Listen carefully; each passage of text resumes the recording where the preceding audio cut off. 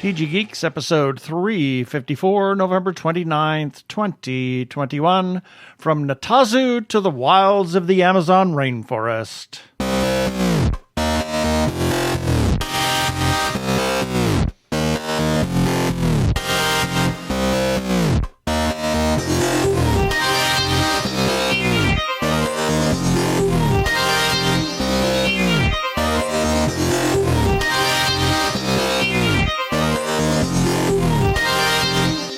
Hello and welcome to another webcast from tggeeks.com, where Ben and Keith, the two gay geeks, talk about all aspects of geekdom and nerdery, sci-fi, comics, film, horror genre.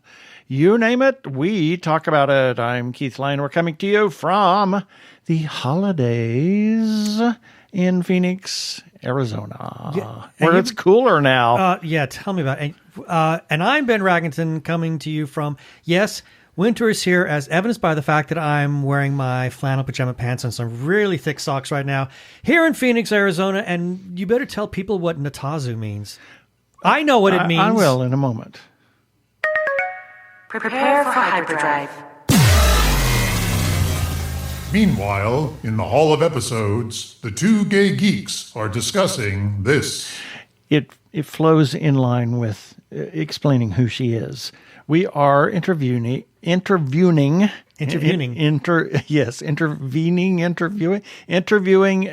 Bean, author. She is also a zookeeper at the Out of Africa. Not out of Africa. Not out of Africa, what am I saying? Disney's Animal Kingdom. We've been watching stuff on the Disney Channel, and they featured Out of Africa a number of times, so I got totally crossed there. Disney's Animal Kingdom, originally they had called it not a zoo, but they spelled it so it looks like Natazu. Yeah. And so everybody called it Natazu, and they said, no, it's not a zoo. I thought somebody from Mice Age coined that phrase. I don't know. I don't know. I seem to remember some guy who was really critical of the park, and he called it Natazu.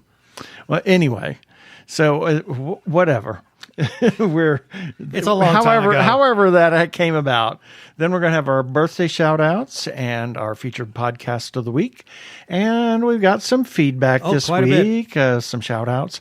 In our second segment, we might have something to talk about, and then our wacky weekly recap, as well as our regular shout-outs. So we're going to get right to this interview with Jayme Bean.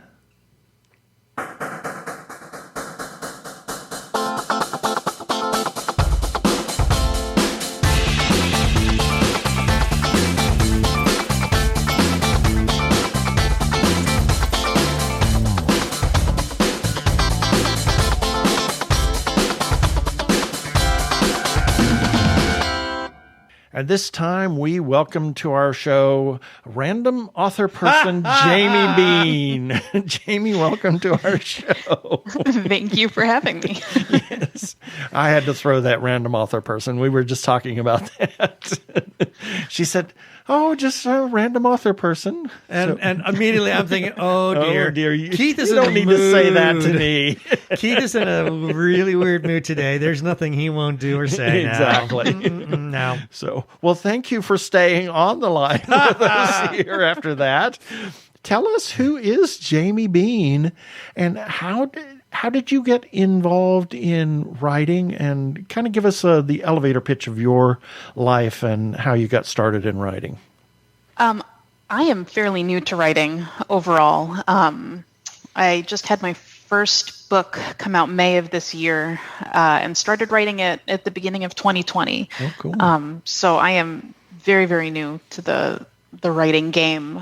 Before that, I've been a zookeeper professionally for 13 years, and now I'm a stay-at-home mom to a rambunctious toddler who doesn't really let me write much on time. And that's pretty much me in a nutshell. I live in Florida, where it's always hot and muggy, and wow.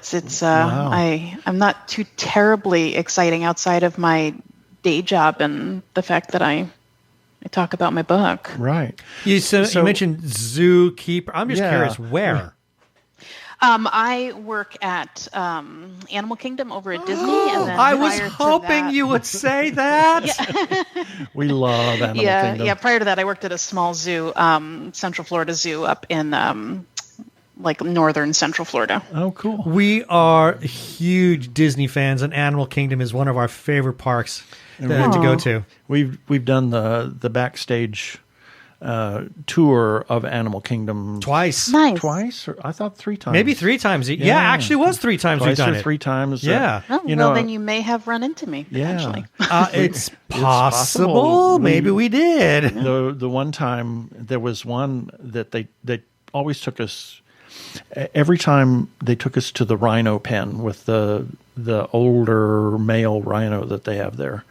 And He was feeling a little amorous that day. Yeah, and he actually sprayed this lesbian couple. So it's like, whoops, they didn't get out of the way. Of animals. Yep. He's just an animal. But it's always been fascinating. They always say, we can't promise any in-person animal, Well, it all depends on the moods of the animals that day. Exactly, but we always had an opportunity to see, animals, the giraffes and brand new baby elephant and, Aww. Did you get to see the mandrills at all? Did you go to the mandrill area? The monkeys? I want to say that we did. Not the last time we were there, but the time before. I think we did. Yeah. It's very possible. That's one of the areas I work. So that's if you did like behind the scenes stuff, then you probably would have seen me there. Yeah. And they always took us to where they prepare the food, which is a fascinating. That is just like, I thought that was incredible. They prepare all of these different diets for these animals. Major production. Yeah, I know. It's like, wow. You don't think about that whenever you think of a zoo or anything. But it's not a zoo. It's not a zoo. Not a zoo. That's a joke. Well, that was originally there were, and it was, everybody always pronounced it Natazu. It was, so they finally changed it, I think, to Animal Kingdom. Yeah. Anyway, we're not here to talk about Animal Kingdom. That's a conversation for another day. How did that happen? Well, because we're such Disney geeks. It's just fascinating. I love, creatures and seeing them. And we said Animal Kingdom is one of our favorite parks in the entire Disney company. Yep. Oh, that makes me happy. I'm a little biased, so I agree. Yeah. So you said that you started writing this in 2020. Mm-hmm. Had you written anything, or had you dabbled in writing, or was there something as not a really. kid or anything that you just... I kind of, for just fun, would write little poetry things. I wrote the first couple pages of my book back in like 2010 and then never touched it again. And I had no intention of turning it into anything because my book's based a lot on personal experience, traveling. So when I came back from traveling, I just jotted down some description. And then my husband found it and then encouraged me to kind of work on it and turn it into something. And next thing you know, I went down a hyperfixation rabbit hole of writing books. And next thing you know, like 9 months later, I have a novel. So, cool.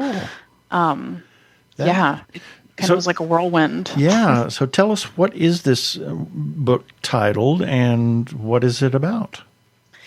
So my book is Untouched, and it's about a graduate professor and 2 of her students going on a research trip to a reserve in the Amazon rainforest. But once they get there, they realize that one of the researchers has gone missing. While they're trying to go find him, the jungle seems to be kind of alive itself, changing paths, doing things that you wouldn't expect plants and an environment to do. So it kind of just follows them on their way to either figure out what's going on or try to get back home. Interesting. That is kind of what's the word I'm looking for? Not paranormal, but certainly magical. Yeah, certainly magical. It sounds like the forest is alive and a character itself. Yes, yeah, it's very much it's super science based. Given my career field, I'm very science oriented, and so it's very much based on kind of the wonders of the world, and sometimes truth is stranger than fiction. Exactly, kind of a thing. So, how much preparation did you go into, or that you? I'll call it pre-production of writing a book. Because with your science background and with this fascinating world that you're created for the sake of the story, how much research did you have to, or extra research did you have to go through in order to create this story world so that it would be believable, not more than believable, but enticing for the reader? It's a great question. A ridiculous amount of research. More research than I would ever like to do on botany and how plants work. Interesting. It's a ridiculous amount of actual science. I read research papers. I called up professors over in different universities with graduate programs in botany and biology.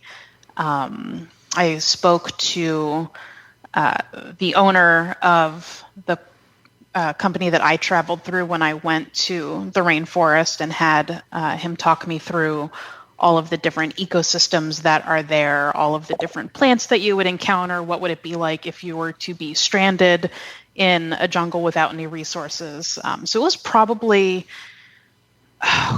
maybe 70% research and 30% writing. Wow, interesting. So you're definitely a plotter, shall we say, in the sense of the world building itself, and knowing the world that you're going to write in. Yeah, I'm very much I need to know that I'm doing it in the right way, and that it's come across in the right way, mainly because if I'm reading something and it doesn't seem realistic, or it contradicts kind of my own knowledge of the subject, then it can take it out of it for me if it's not meant to be fantastical. Right. And I wanted mine to be very grounded in reality and science. As far as like plotting the story, I have no idea where my stuff is going at any point in time. That was my point. Yes. So, So your more of a pantser. Your preparation is you don't want any hand wavium then. Yeah.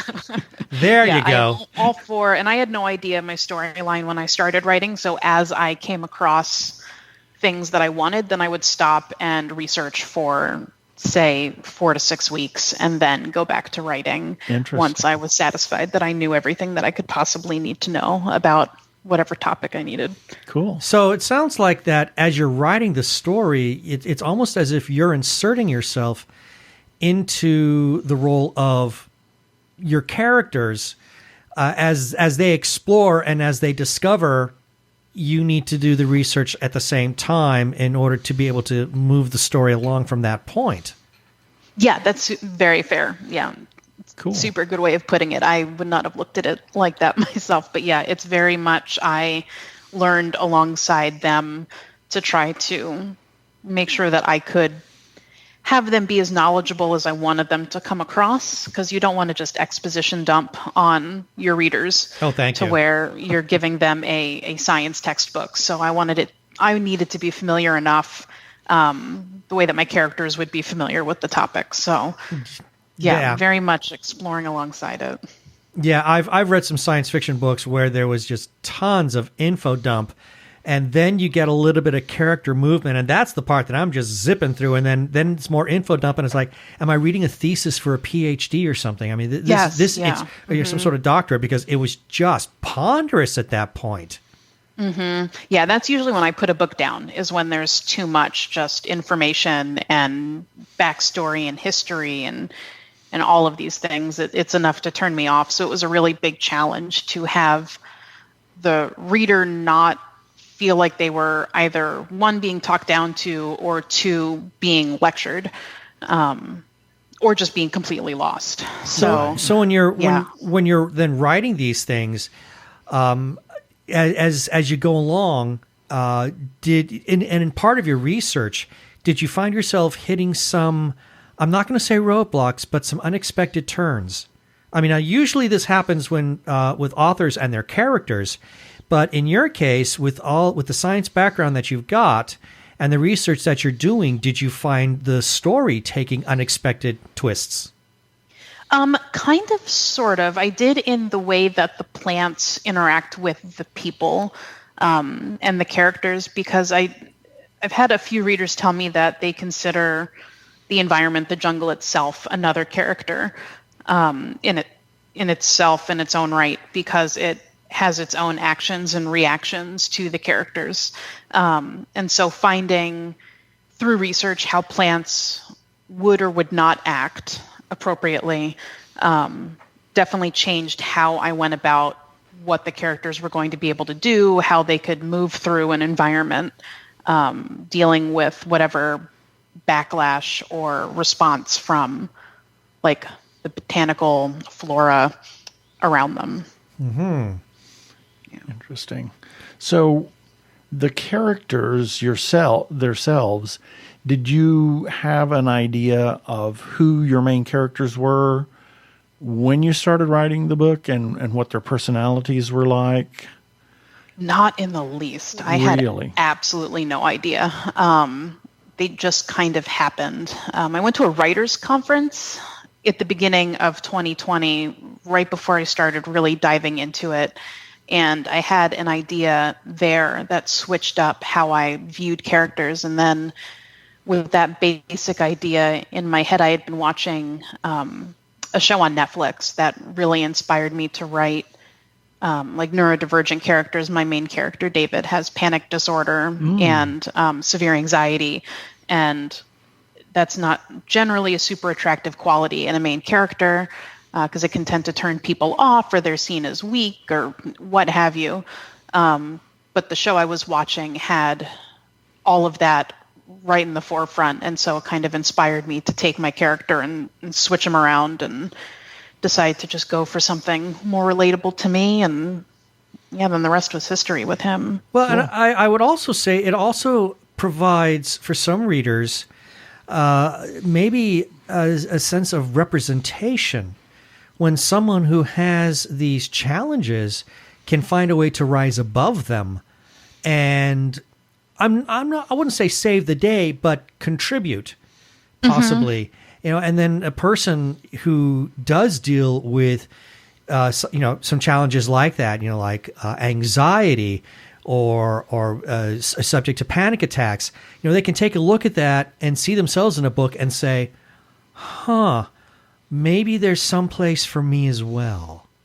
Mm-hmm. That was my hope. I've had a lot of people write me because my main character is also a bisexual man. And so I've had a lot of people write me that they've not read a bisexual main character or bisexual character in general, let alone one that has anxiety, because I guess we're just really all prone to anxiety. I guess we just can't make up our minds with things. So they have said that they've really enjoyed the representation of having that kind of anxious character still have agency and still be able to save the day without kind of being dismissed, if you will.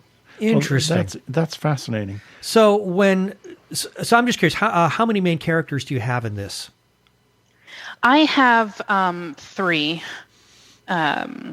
characters that the entire story focuses around, although it tends to focus more on one than the others, but it's kind of get in all of their heads at some point. But yeah, I have 2 graduate students, David and Marisol, and then I have a missing researcher, Ben, that they come across later on once they kind of get themselves turned around in the middle of the jungle. Nice. So with your characters, now you've already gone through an enormous amount of research in building the world. Now, when it comes to the characters, now you said earlier, they just kind of like popped into your brain. They weren't something that you had to mold or slowly create.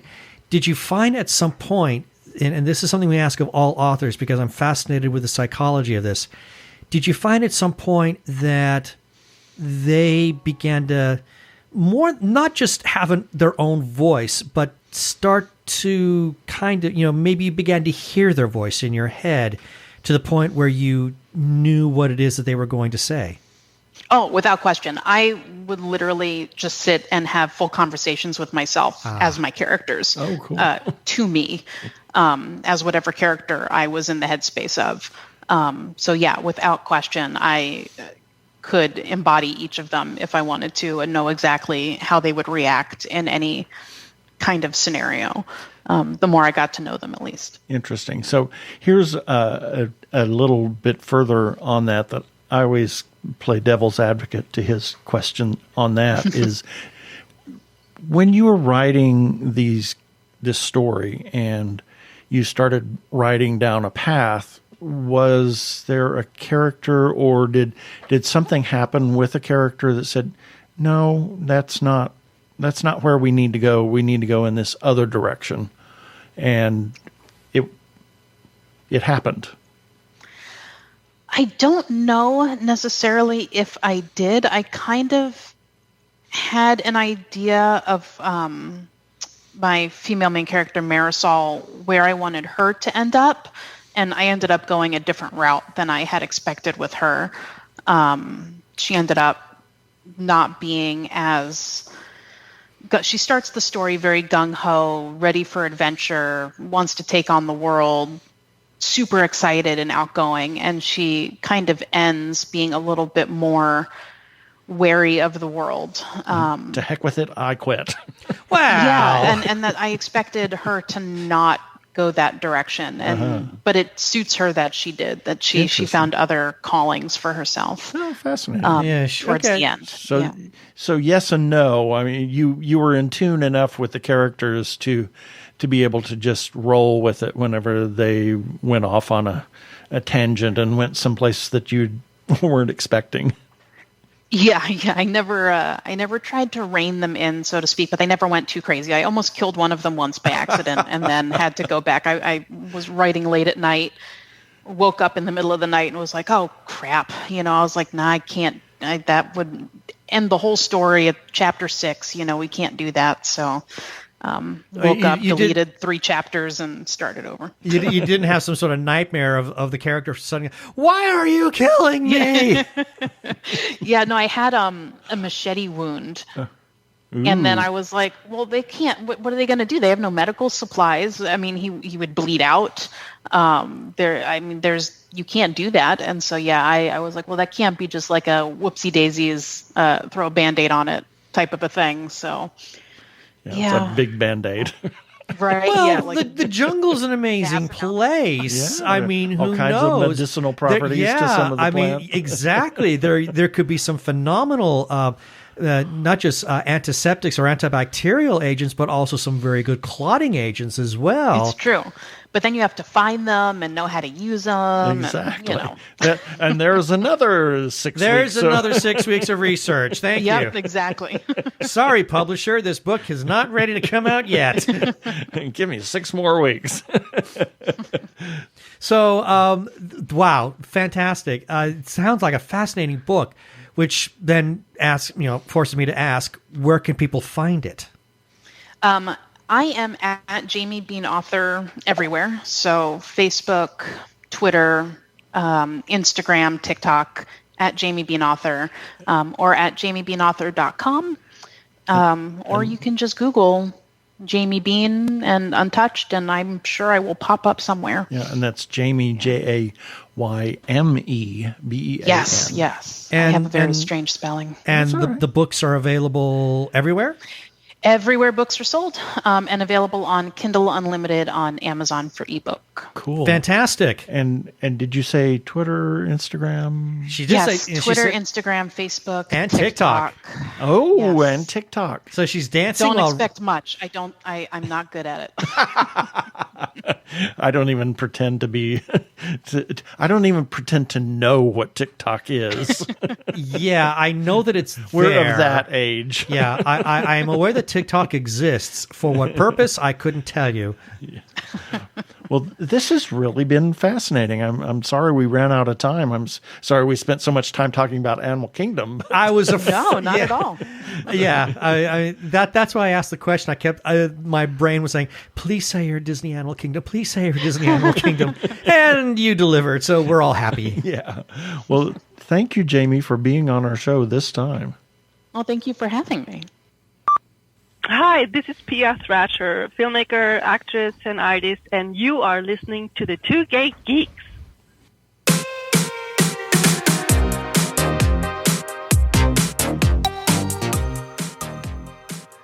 Well, that is our birthday music, and every week, silly YouTube is giving us a copyright strike, and I have to on go this piece, and I have to go in and I have to add the number, and then they clear it in 30 days. But occasionally, I can fix it before, but not always. It drives me nuts. These people that go around searching for copyrighted music and this and that and the other, and I bought the darn thing anyway. It makes me crazy. And here's a few selected birthdays for November 29th through December 5th, 2021. But we have to back up to November 23rd. We forgot somebody. Oh my gosh, we forgot Jeremiah Reeves, who is the moderator of the Gay Geek. High Potentate or whatever. The Imperial High Potentate for the Gay Geek Facebook page. Yeah. So here's the rest of the birthdays starting on November 29th. Chadwick Boseman, actor and best known as T'Challa in the Black Panther and Avengers, was only 43 when he died of colon cancer. And he worked almost up till the very end. He did told a lot of nobody. stuff. Yeah. It was amazing. They used him in the What If series as T'Challa. And just recently that came out. So he had already voiced that, a couple of years, almost before he died. And it was just amazing. It's sad. Yeah. And I remember reading a statement from Kevin Feige saying that he believed that Chadwick was probably in a nice deal of discomfort throughout the entire time he was working, but never complained, never let anybody know that he was not well, which really speaks to his professionalism as an actor. Yep. It's just amazing. Christian Doppler on the November 29th, mathematician and physicist. His principle, the Doppler effect, is used to determine the color of binary stars, and, it's been incorporated into physics as a major principle. They can use that to determine how fast stars and other bodies are receding from us. Yep, or moving towards us. Exactly. And then we have Facebook friends Renee Baum, Jessica Marino, Douglas Kinsman, and Michael Cohen. Happy birthday, Michael. November 30th, Shirley Chisholm. She is one of my heroes. Woman of color who was an educator and a politician. She was the first black woman elected to Congress, and in 1972 was the first black person to run for president. She ran on the major party ticket, the Democratic Party ticket. Yeah. And she did so many wonderful things, and she just was a wonderful person. Died at 81, I think. So then we have Ridley Scott. Ridley Scott? Ridley Scott. Producer, director, Blade Runner, among many. Oh my gosh. It's amazing how prolific he was. Still is. As a matter of fact, he has 18 items in some sort of state of production. And oh my gosh, I hope I'm right, but I think he is responsible for the recent release, The Last Night in Soho. I think that's his. I think it was. I can't remember. I think that's his. I'm not sure, but I believe I think that's his. He also directed the 1984 Super Bowl commercial launching Apple's Macintosh. That sounds about right, because it was so Brave New World-ish. Yeah, and it was filmed at Shepperton Studios, and well, I remember on the same stage that he directed Aliens. Well, I remember everybody watched that commercial, and nobody understood what the heck it meant, but everybody was talking about it. Yeah. And then we have former coworker of mine, Karen Kane. Happy birthday. December 1st, Matthew Shepard, gay University of Wyoming student who was beaten to death in 1998 just for being gay. I know, this still hurts. Matthew Shepard hate crimes legislation was finally signed into law in 2009 by President Obama. Yeah, this still hurts all these years later. Exactly. Malachi Throne, my lord. Okay. Oh, my lord. Character actor. Big time. In the all the way through the 50s into the 2000s. Yeah. My God. He never stopped working. No, he didn't. I mean, I don't think he's done. He's dead. I remember him from Star Trek. He voiced the... he was Lost in Space. Well, he was Lost in Space. He did... Yeah. Crud, I don't remember that one. An episode of Lost in Space. I don't remember that one. Time Tunnel. All of those... Everything in the 50s and 60s. I remember him playing the magistrate in The Cage. Yep. And then he played Commodore Mendez in The Menagerie. He redid the voice of the magistrate for the flashback sequence. I saw him in Batman. Last time I saw him was in Babylon 5. I mean, everything. He was actually in a Next Gen episode as well. I honestly don't remember. I think he played of the Klingon. reunion, I think. No, he was a Romulan. He was a Romulan? Yeah. You're right. He was in the episode Unification. Yep. So he did everything. If you look down his credits in IMDb, it's like, oh my God, he did that. He did that. He did that. Yeah, I'm trying to remember I can't remember the name. He played a senator. Yeah. In that episode, a Romulan senator. That was really neat. Yeah, and he would just, they said that in his little bio, one of the most ubiquitous actors from the 50s through the 2000s. Because he was everywhere. Because he did everything. Exactly. And then we have friend of ours on December 1st, Aaron Blunt. Happy birthday, Aaron. Who we have vacationed and cruised with on cruise ships. December 2nd, Maria Callas. Okay, what can be said about that amazing soprano? Opera singer and diva. Was one of the opera world's superstars at the time during her career, at one point in her career, and was known for her wild mood swings. And early in her career, when she was mostly unknown, when she moved back from Europe to the United States during the war, she turned down a contract with the Met saying that she was too obese to play Butterfly, which was one of the rules that they wanted her to sing. She felt she was too obese? Exactly. Wow. Exactly. And it's just amazing, her career and everything that she did. It's just truly amazing. And then we have Adolf Greene, who wrote a little bit of everything with his screenwriting or songwriting partner. Oh gosh, can't remember her name. Betty Comden. And because I forgot to write down the research. I skipped his name here, so I'm trying to remember. They did Singing in the Rain, and oh my gosh, so many other things. All the music, all the lyrics, and even some of the dialogue. They wrote several films together, so it's just they were a great team. They worked together for 40 years or more. So December 3rd, Andy Williams. Mr. Christmas. Exactly. How appropriate that he was born in December. Exactly. Singer, showman, known for his easy listening sounds. He did Moon River and a number of other he songs. Had an extraordinarily smooth and velvety voice. Yes.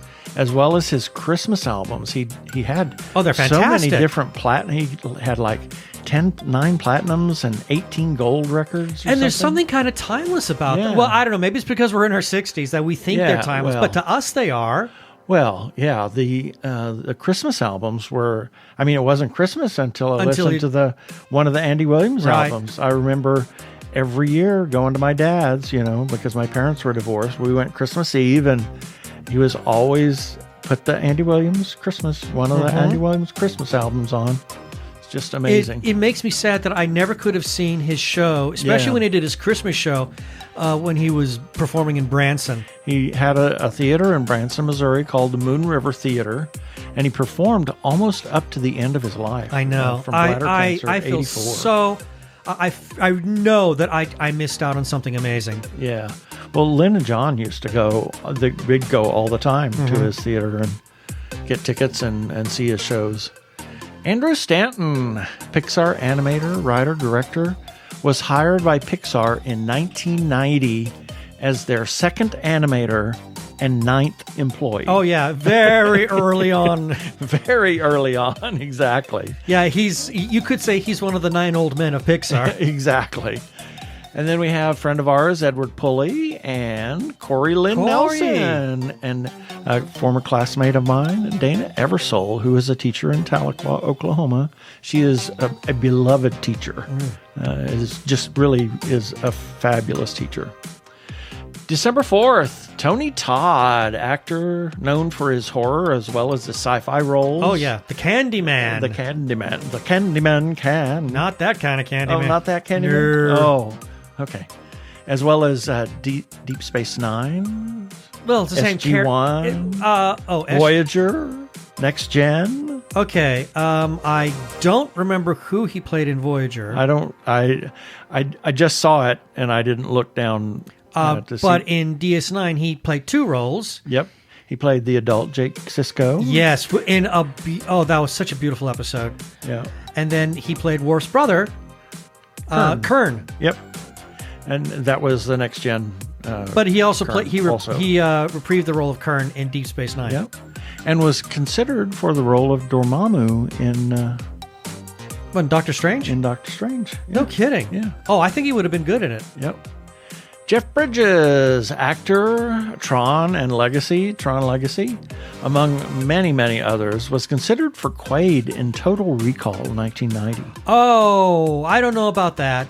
Yeah. No, it needed the corny, kind of campy aspect that Schwarzenegger could bring. Yeah. Jeff Bridges he's a little too highbrow for that part, I think. Yeah, well, he's a little too laid back. And that's it. Well, yeah but he could play intense. Yeah. He could play intense if he wanted. Oddly enough, he is friends with John Carpenter. And I'm trying to think, they've never done anything together that I know of. And several roles that he was offered Did he turn went down? to Kurt Russell, who was also a friend of John Carpenter. Well, that's obvious. I mean, I'm trying to imagine Jeff Bridges in Big Trouble. Yeah. I mean, I could see him in The Thing. I could see him in the remake of The Thing. Yes. I could see that one work. That was but Big Trouble in Little China, as Jack. Yeah, I don't know. That anyway, one seems that seems really funny to me. Yeah, there was a couple of roles. I'm not sure whether that was one of them, but I know The Thing, and there was another one that he was offered as Escape from New York. Oh my God, no. Yeah, no. So anyway, I don't see him in that one. Yep. Then we have friend of ours, Dane Quentin Gore.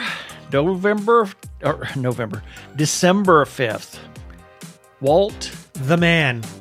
Walter Elias Disney. Yes, Walt Disney. What do you say about Walt Disney? He changed the world. He did. In so many different ways. He really did. From the way animation was done, first talking animated feature, first talking animated film, period. It was a short. It was, Steamboat Willie. And he came up with a hybrid. And the hybrid, as well as, the first animated feature with Snow White. Right. The multiplane camera. All of these things. Now, granted, that was not all just Walt Disney. It was the people that worked for him. He employed some of the most genius people. His 9 old men, I mean, all of them, every single one of them was a genius. Oh, absolutely. So, and Disneyland, and the Disney company, period. He truly reinvented invented, possibly, you could say, the theme park. Exactly. And holds the distinction for having won 22 Oscars. Werner Heisenberg, physicist, one of the key pioneers of quantum mechanics. And his uncertainty principle was interesting when I was researching this, is generally confused with the observer effect. Oh, really? The uncertainty principle says the more precise the position of a particle that is known, the less precise the momentum can be measured. I got to really think on that one. The more precise you know where something is, the least precise you can say how fast it's moving under those initial conditions. Interesting. Let's see.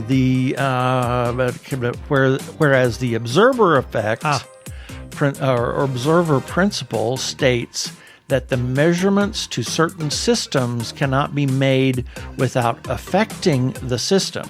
He did use the observer effect as an explanation of the uncertainty principle at the quantum level. I could see that. I could see that That's how they connection. kind of get confused together. It's an explanation of the observer principle is an explanation of, the uncertainty principle. So, and that's it. End on a heavy note. Yeah. For the birthdays this time.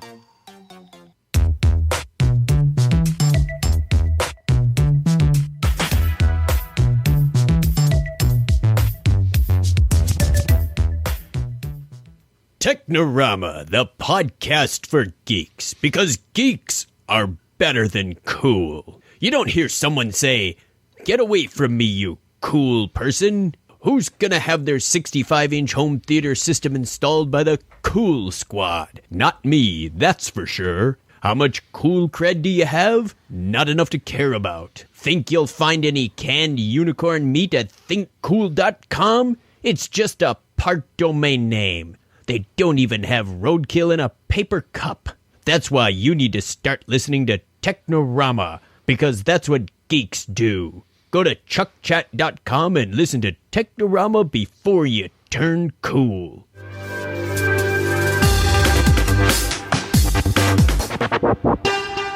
Go give a listen to our friends Chuck and Craig over at Technorama Podcast, and we'll be on this week's episode with them. That's right. I think they release on Wednesday. So that is Technorama. I'm Daniel Radcliffe, and I believe that reaching out for help is the bravest thing a person can do. If you are struggling and need support, call the Trevor Lifeline at 1-866-488-7386. It's free and confidential, and trained counsellors are there to listen 24/7 without judgment. To learn more about the Trevor Project's life-saving work for lesbian, gay, bisexual, transgender, or questioning young people, go to thetrevorproject.org. We want to give a shout out to the Joshua Tree Feeding Program. It's a 501c3 nonprofit food pantry for the HIV and AIDS community in Maricopa and Pinal counties. They are a place where clients can select from a wide assortment of nutritional foods to take home, as well as pet supplies and supplements and some other things that they have. They set it up like a store so that the clients can pick and choose what they want, and nothing is wasted. They also have a second distribution day for the gender nonconforming community that it may be experiencing food insecurity regardless of their HIV status. They could really use your help, and if you would like to contribute to Joshua Tree, you can do that with a single gift or a monthly recurring gift. Go to jtfp.org.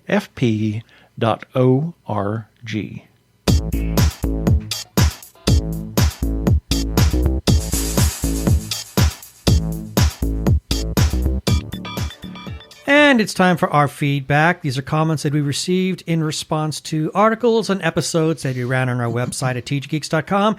And the links for each of these articles will be found in the show notes for this episode number 354 on our website at tggeeks.com. Starting with, regarding Arizona Opera's The Copper Queen film is heartbreakingly beautiful. This was a lovely review that Keith wrote.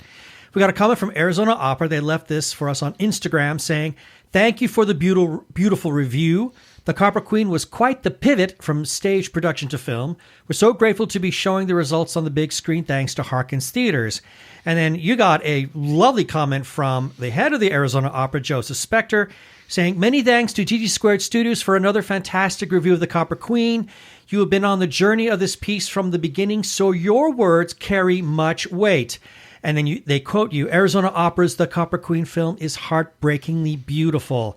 That says it all. Yep. And then we got a comment from Joshua Dennis. He is an opera singer. He sang the role of Theodore Billings in the Copper Queen movie. And he left this for us on Instagram saying, "Just read your review. It makes me very happy that you enjoyed the film. I look forward to reading more reviews and posts from you." Well, thank you very much, Joshua. And then moving on, regarding TG Geeks episode number 350, where we interviewed the indomitable Jeannie Koch. And we got a comment from Susan Fox saying, "I have binged her works in the past year, and I will certainly tune in." We got a comment from Hamish Downey. Hamish and Jeannie love to trade barbs with each other. And he says, "I can't wait to listen. Jeannie is always so much fun to listen to with you guys." And then we got a comment from Jeannie. She was praising you for your choice of artwork of her. Yeah. And she says, "I love that you picked a shot of me with my mouth open running the yap. It's perfect. Really laugh out loud." And then we got some birthday thank yous from Keith Byron saying gracias, and Lazarus Mitchell saying thanks so much. And then we close off regarding Ben's breakdown. Coco is a beautiful celebration of life, love, and music. We always run this around the Halloween time of year. And we got a comment from Jeff Ostedal, a friend of ours, who says, "We love this movie. The music is fun to play on the guitar, too." And that is our feedback. And if you want to leave a comment on anything that we publish, whether on our website or our episodes on YouTube, you can do that directly on the website, on each article, or as in the episode. You can do it as well on Facebook, Twitter, Instagram, and, as I said, YouTube. So leave us a comment. We would love to hear what you think, and we will comment on air. We'll play your comment. Yeah, well, I got ahead of myself there. We have a listener feedback line as well. You can leave a voicemail and we'll play that on air. The others, we will just say the words that you wrote down on air. You can call 469-TG-GEEKS. That is 469-844-3357. And as always, please play nice.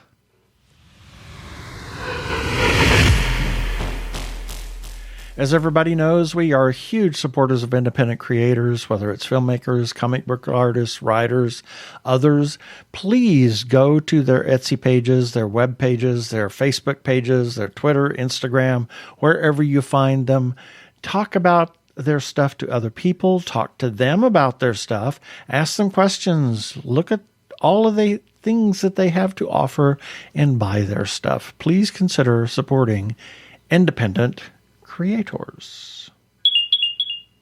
If you are trans or are questioning your gender identity, and if you are in crisis or are feeling isolated and need someone to talk to, or you know of someone in a similar situation, there is a special hotline just for you. The hotline is provided by translifeline.org and staffed by trained counselors who are transgender themselves. The hotline in the U.S. is 877-565-8860. In Canada, it is 877-330-6366. Or you can go to translifeline.org to learn about the important work they are doing. Please reach out for help. You are not alone. Yeah, baby. They're like two gay geeks. They're together, you know. They're two gay guys and they're geeks. Is that okay?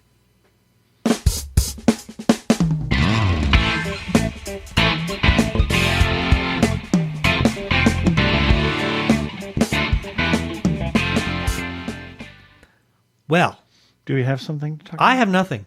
You have nothing? I have nothing. Well, we've kind of run a lot of the things that we've been watching have ended or went on a hiatus for a moment. Although something is back, Yeah. and that's Discovery. Yep, exactly. Discovery is doing really well. I'm very much enjoying it. Yeah, but they're whispering still. I know. I hate the whispering. Why do they have to whisper when they talk? I don't know, and I wish they would stop doing it. Whisper. In fact, I would actually say that Soneqa's best acting is when she's not whispering. Yeah, exactly. I mean, she can turn out some really great performances when she's not whispering, and I wish she would not whisper so much. But other than that, You don't have to whisper to have a gentle tone in your voice. of course not.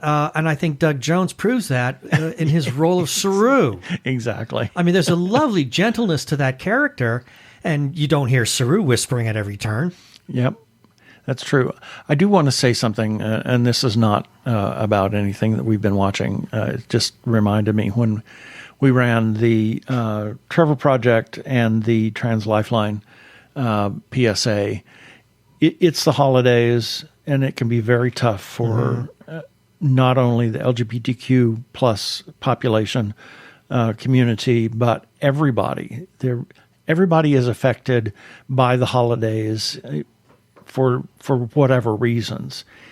Please, if you are struggling with issues and you are considering making a choice of life or something else, please call one of those to the Trevor Project or the Trans Lifeline and get some help. There are people that want to listen to you, that will listen to you, that may give you some options and may help you to see life in a very different way. I struggle with depression at the holidays. I get sometimes really cuckoo, but it's life goes on one step at a time. That's all I have to look at. And it may be different for other people, but please consider talking to somebody before you make a choice that affects everybody around you. Anything else you want to say? No, I think that pretty much covers it.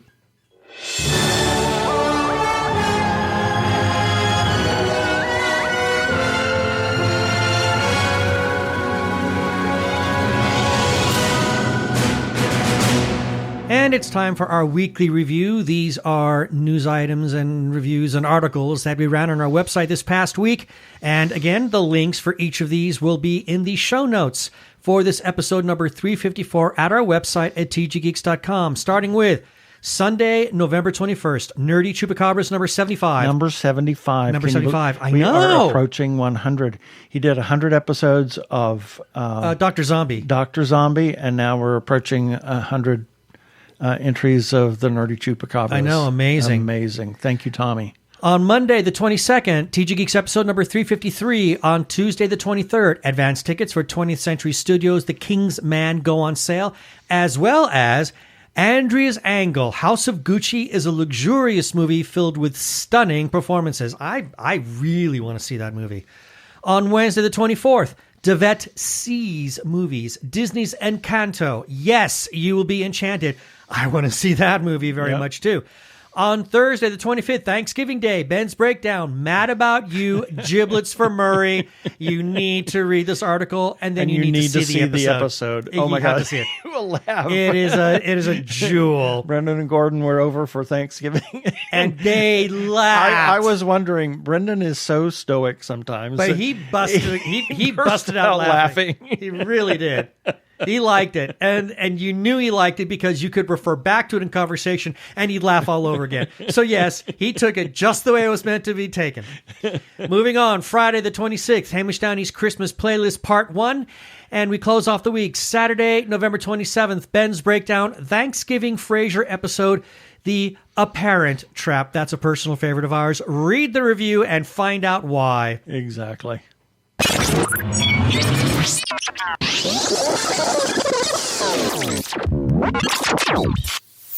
We have some shout-outs that we need to make. First to Brian Weber, our good friend, also known as Arkle. He's on Twitter, known as the Geek of All Trades, also referred to as Brian the Ampersand List YouTuber. He has his Arkle Times Post-Dispatch news. You can find it there. So all you need to do is search for Geek of All Trades, and geek is spelled G, the number 3, the number 3, K. Also, while you're looking for all things Arkle, go to his YouTube channel, youtube.com/Arkle Studios. Brian has a number of his projects there. His Shameless Cash Grab series, which is in Season 7, Yahoo! His Rants vs. Zombie series, yes, it's over, but you know what? Past episodes are still there. And his new item, well, it's not new anymore. It's been around for a while. Arkle Tier Ranks, as well as his game videos of Trick and Treat and Star Trek Online. We must He's a busy boy. Oh, he very much is. We also have to give some shout-outs to some Facebook groups for allowing us to post our episodes and relevant articles on their pages.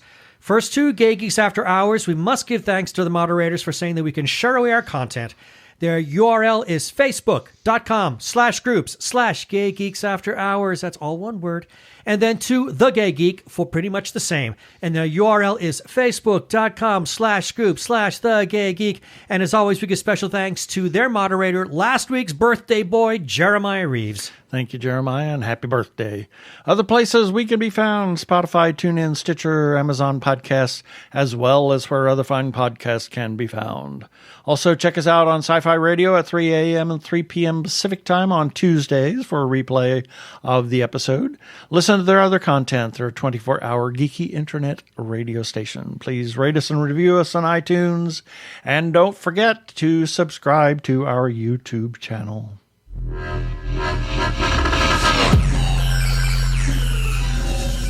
And that should do it for this episode of TG Geeks Webcast. Be sure to check out the article for this webcast episode. We'll have several links on the page, things we talked about.